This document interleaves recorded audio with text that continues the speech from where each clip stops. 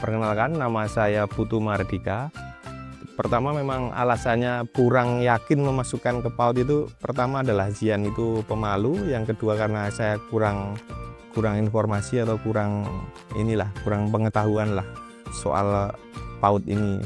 Dulu masih ragu karena pemikiran saya itu kalau di PAUD ya hanya kayak penitipan anak aja, cuma bermain-main aja.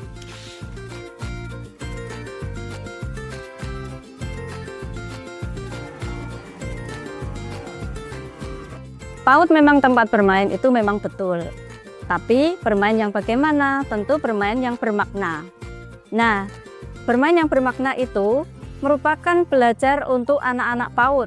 Karena bagi anak PAUD, bermain itu adalah belajar dan juga bekerja. Apa yang mereka pelajari? Banyak hal yang mereka pelajari. Dari segi bahasa, dari segi olah tubuh, lalu segi agama dan moral, banyak yang bisa dipelajari oleh anak-anak ketika mereka bermain di PAUD.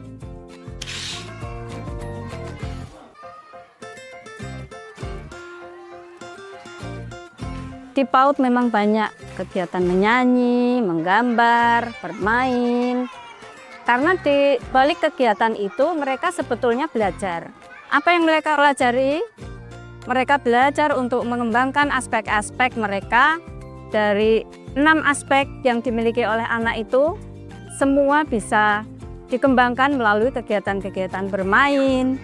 Jadi guru merancang kegiatan itu bukan asal, jadi semua itu ada tujuannya. Apa tujuannya menggambar? Anak-anak dilatih motorik halusnya, dilatih imajinasinya, dilatih kemampuan untuk bahasanya, lalu kemampuan pra membaca, pra menulis juga dilatih di kegiatan menggambar. Lalu kegiatan bernyanyi, apa saja sih yang dikembangkan ketika anak-anak bernyanyi?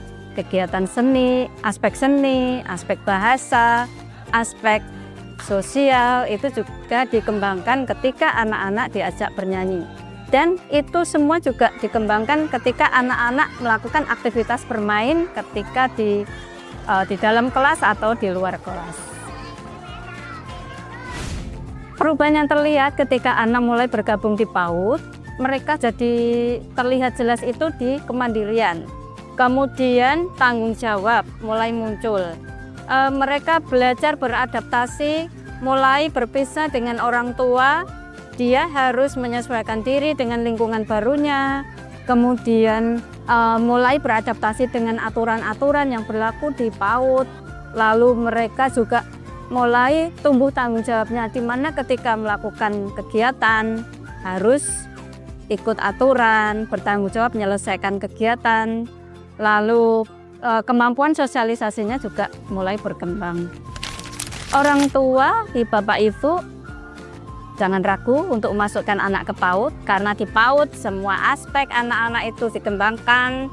Mereka belajar mandiri, belajar beradaptasi, belajar bersosialisasi, sehingga anak-anak akan lebih siap ketika memasuki jenjang berikutnya, yaitu di sekolah dasar.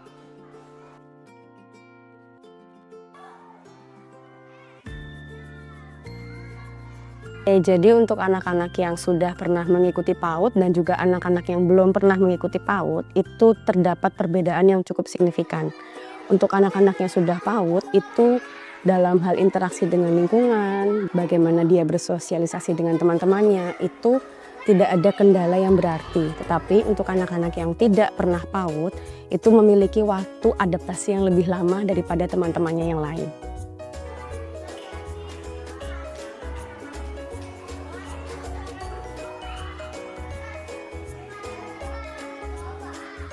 Untuk di kami sendiri, aturan itu disebut dengan kesepakatan. Jadi untuk anak-anak yang tidak pernah PAUD, itu memiliki waktu yang lebih lama untuk memahami tentang aturan tersebut.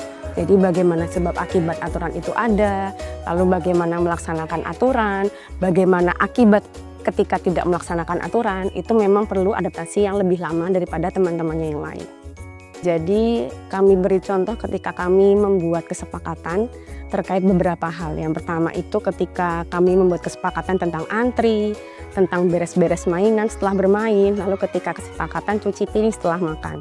Untuk anak-anak yang pernah PAUD, perkembangan dan juga interaksi sosial yang sudah mereka alami di sekolah sebelumnya, itu membantu sekali dalam hal mereka melaksanakan hal ini. Jadi ketika mereka ditanya, memang kenapa sih kok harus beres-beres mainan? Atau kenapa sih kok kita harus antri? Anak-anak itu dengan pengalaman mereka sebelumnya bisa menjawab dengan, kan kita harus antri supaya kita tidak berebutan area dengan teman yang lain, atau kan kita harus cuci piring karena itu salah satu tanggung jawab. Nanti kalau tidak cuci piring, piringnya kotor, besok tidak bisa dipakai, seperti itu. Sedangkan untuk anak-anak yang tidak PAUD, itu dalam hal memahami dan juga menjalankan aturan itu memiliki perbedaan yang sangat berarti. Mereka masih harus terus diingatkan, masih terus untuk diingatkan untuk yuk kita lakukan aturan ini, seperti itu. Nama saya Laras Aridini, ibu dari Aradea. Sejauh ini saya melihat Aradea itu bertanggung jawab. Jadi misalnya dari hal makan nih misalnya, saya kadang gemes lihat piringnya itu masih di meja. Saya ingin bawa piring itu ke belakang, maksudnya biar bersih gitu loh. Tapi karena dia itu bilang, "Bu, sebentar toh, sabar, aku yang bawa belakang, tapi aku selesaikan minumnya dulu." Waktu PAUD itu ada makan bersama, makanan yang tidak habis ditaruh waskom merah misalnya, harus dibersihkan. Nanti kalau piringnya udah bersih, ditaruh ke waskom biru, seperti itu. Saya rasa PAUD itu sangat penting untuk anak-anak, karena anak itu menjadi terbiasa memiliki pola dan keteraturan, kemudian mengerti kasih sayang, kemudian selain itu juga mengerti berbagi dan mengerti bagaimana cara bergaul. Ibarat kata dalam membangun sebuah rumah, pondasi itu adalah hal yang sangat penting. Dalam pendidikan seorang anak, ketika pondasi ini tidak dibangun dengan sangat kuat, maka anak ini akan mengalami kesulitan ketika mempelajari kompetensi yang lebih kompleks dan lebih rumit di kemudian hari. Maka dari itu, yuk bermain dan belajar di PAUD.